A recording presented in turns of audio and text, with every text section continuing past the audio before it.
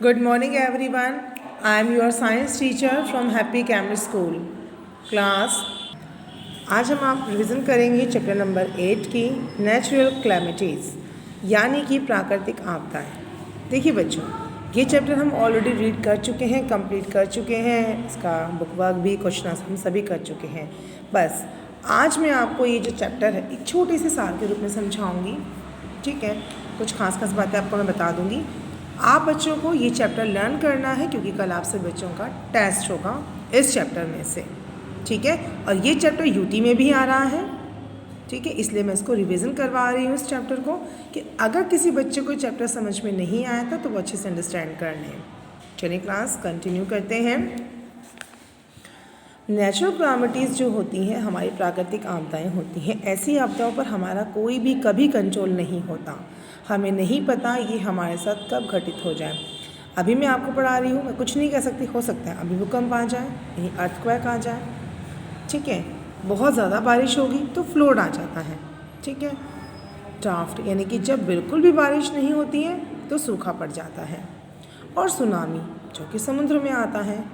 ठीक है, तो यानी कि ये वो प्राकृतिक आपदाएं हैं बच्चों जिनका हमारे पास कोई भी पूर्व अनुमान नहीं होता। हाँ, हम कुछ बिगड़ते हुए हालातों से हम ये ज़रूर कह सकते हैं कि हाँ भाई कि कुछ ना कुछ बुरा होने वाला है। हम जैसे कि सुनामी जब आता है तो कहते हैं जब सुनामी आता है तो समुद्र में पहले एक थोड़ी सी लहर उठ कर आती है, लेकिन उसके आधे घंटे बाद या 15-20 मिनट बाद फिर उससे भी ऊंची लहर आती है और उसके फिर बहुत ही मुश्किल से 10-15 मिनट में ही तीसरी बहुत ऊंची लहर आती है।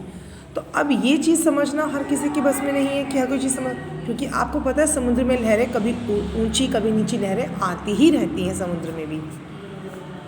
अच्छा, सूखा ये कंडीशन है, बारिश नहीं हुई, हम इंतज़ार करेंगे चलो आज नहीं हुई, 1 हफ्ते बाद हो जाएगी, 2 हफ्ते बाद हो जाएगी, अरे चलो अगले महीने हो जाएगी। तो ये ऐसी कंडीशन होती है। सूखे में तो ये हो जाता है कि चारों तरफ सब कुछ सूखा ही हो जाता है, कुछ भी नहीं होता, ज़मीन सूख जाती है, जो जलाशय होते हैं जहाँ पानी होता है हमारे पास वो भी सूख चुके होते हैं। तो ऐसे में लोगों की जान जाना शुरू हो जाती है, लोग मरने लगते हैं। अब अर्थक्वेक है, अर्थक्वेक आप देख सकते हैं। अर्थक्वेक में क्या होता है, भूकंप आता है, उसमें भी आप कुछ नहीं कर सकते। और फिर भी ये है जब सूखा पड़े यानी कि ड्राफ्ट जब पड़ता है, सूखा जब होता है, सूखे में तो फिर भी आप ये कर सकते हैं मेरे बच्चों कि आप बच्चे जो हैं यहाँ से एक जगह छोड़कर चलो किसी और दूसरी जगह प्लान कर सकते हैं जहाँ पर सूखा पड़ता है वहाँ के लोग। परंतु अर्थक्वेक तो एक ऐसी चीज़ है, ये तो जब आती है तो एक साथ पूरे इलाके में आती है और हर चीज़ हिलने लग जाती है, बहुत चीज़ों का तहस नहस होता है, जानें चली जाती हैं, इमारतें टूट जाती हैं, तो बहुत कुछ चीज़ों का नुकसान होता है। जो साइक्लोन होते हैं वो भी बहुत ज़्यादा आते हैं, है ना। तो अमेरिका में जो है सबसे ज़्यादा साइक्लोन आते हैं। ये साइक्लोन क्या करते हैं, ये सारी चीज़ों को उड़ा के ले जाते हैं अपने साथ, बहुत नुकसान पहुंचाते हैं। बिजली की तारें टूट जाती हैं, सामान तहस नहस हो जाता है, घरों को बहुत नुकसान पहुंचता है, लोगों की जान भी जाती है, ऐसी बात नहीं है, है ना। अब फ्लोड है, अब तेज़ बारिश आती है, कहाँ अगर बारिश ना आए तो सूखा पड़ जाता है, ज़्यादा बारिश आती है तो बाढ़ आ जाती है। तो इस तरीके से ये जो समस्याएँ हैं ये सभी प्राकृतिक हैं। जब बाढ़ आ जाती है तो बाढ़ आने से क्या होता है, चारों तरफ सिर्फ पानी ही पानी होता है और कुछ भी नज़र नहीं आता, है ना। चीज़ें पानी में बह जाती हैं, लोगों की लाशें सड़ जाती हैं, पीने का पानी नहीं बचता।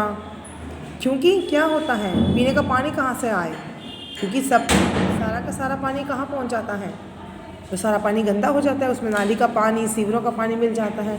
तो इस तरीके से ये हमारी प्राकृतिक आपदाएँ हैं।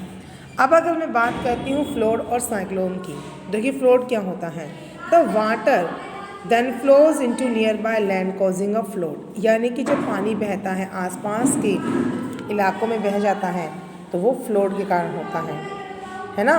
और ये क्या डैमेज करता है, आपके हाउसेस, रोड यानी कि सड़कों को, घरों को, फसलों को और जितनी भी अदर हमारी प्रॉपर्टीज़ होती हैं उन सभी को नुकसान पहुँचाता है। और इसमें दिक्कत क्या होती है, इसमें ड्रिंकिंग वाटर की दिक्कत हो जाती है। मैंने बताया ना आपको, सारा पानी मिक्सअप हो जाता है, खाने की दिक्कत हो जाती है, आवाज़ की दिक्कत हो जाती है और उसके बदले साथ ही साथ इसमें डिजीज़ बहुत फैल जाती है, जैसे कि क्लोरा, मलेरिया, डेंगू, ठीक है ना, डिसेंट्री। ये ऐसे बीमारियां होती हैं जो हमें जानलेवा भी हो जाती है, क्योंकि मच्छर देखो उसमें फैल जाते हैं पानी में, स्थिर पानी में फैल जाते हैं, साफ़ पानी में, ठीक है। और कुछ पेट की बीमारियां हो जाती हैं। क्यों? आप ख़राब पानी पीते हैं, गंदा पानी जाता है तो पेट में बीमारियां होनी ही होनी है। अब उसके अलावा अगर हम बात करते हैं साइक्लोन की, तो देखिए coastal area also prone to floods हैं। फिर in this area the rapid variation in air pressure में result in sea storm now as cyclone. यानी कि आसपास जो समुद्र के आसपास का जो एरिया होता है, जब वहाँ पर बहुत ज़्यादा हवा का दबाव बन जाता है, तब क्या होता है वहाँ पर समुद्र के अंदर भी तूफान आता है, जिसे हम साइक्लोन कहते हैं। और इससे क्या होता है, इसमें हैवी रेन होती है, बहुत ज़्यादा बारिश होना, जो कि बाढ़ का कारण बनता है कोस्टल एरिया में।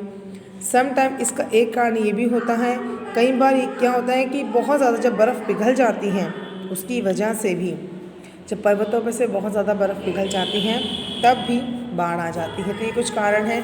और साथ ही साथ हमें बताया गया है कि बिहार, असम, महाराष्ट्र और उत्तर प्रदेश, वेस्ट बंगाल, गुजरात, उड़ीसा, ये कुछ ऐसे इलाके हैं very prone to flood and cyclone, जहाँ पर बहुत ज़्यादा मात्रा में बाढ़ और साइक्लोन आते हैं।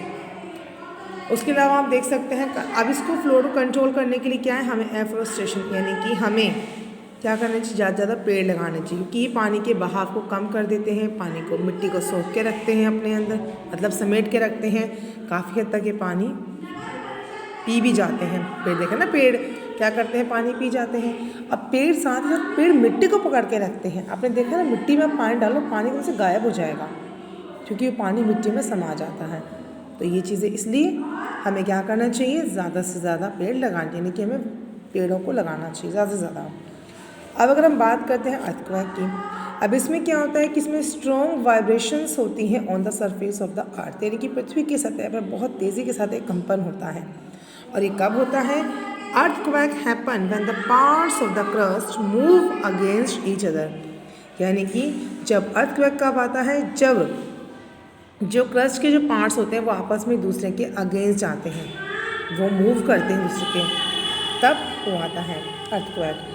अब जो अर्थक्वेक की स्टडी की जाती है उसे कहते हैं हम सेस्मोलॉजी, और एक इंस्ट्रूमेंट होता है, वो होता है सेस्मोग्राफ, जो शेकिंग को रिकॉर्ड करता है। और हम अर्थक्वेक को मेज़र करने के लिए कि अर्थक्वेक की क्या मतलब कितनी तीव्रता के साथ था, उसको नापने के लिए हम इस्तेमाल करते हैं एक इंटेंसिटी से घनत्व को, यानी कि तो वो क्या है, रिएक्टर स्केल, जो 1 to 8 होता है। देखिए अगर 1 आएगा महसूस भी नहीं होता, अगर 2 या 3 के आसपास है तो हल्का सा कंपन महसूस होगा, 4, 5 है थोड़ा तेज़ कंपन महसूस होगा, बस इतना होगा। पर अगर 6, 7, 8 होता है तो ये तबाही मचा जाता है। 6 भी कई बार नुकसान पहुंचा जाता है, जो कच्ची इमारतें होती हैं नुकसान पहुंच जाता है। 7, 8 तो पूरा तहस नहस ही कर देते हैं, ये लगा लीजिए, ठीक है। फिर है, अब ऐसे में हमें क्या बचाव करना चाहिए, ऐसे में हमें भाग कर किसी बिल्डिंग एरिया में मतलब बिल्डिंग एरिया से हमें बाहर निकल जाना चाहिए, किसी खुले स्थान पर चले जाना चाहिए, क्योंकि वहाँ सब ज़मीन हिलेगी, बट ये तो रहेगा कि आपके ऊपर कोई चीज़ गिरेगी तो नहीं, है ना।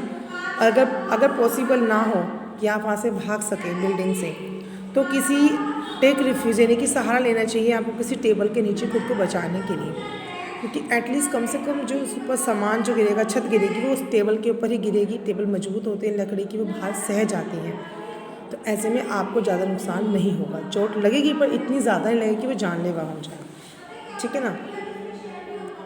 उसके अलावा आपको पेड़ों से, पोलों से, इलेक्ट्रिकल वायर्स होते हैं, साइन बोर्ड, इन सभी टॉल बिल्डिंगों से भी आपको दूर रहना चाहिए, क्योंकि जब भूकंप आता है तो सबसे पहले लंबी चीज़ें गिरना शुरू होती हैं, है ना।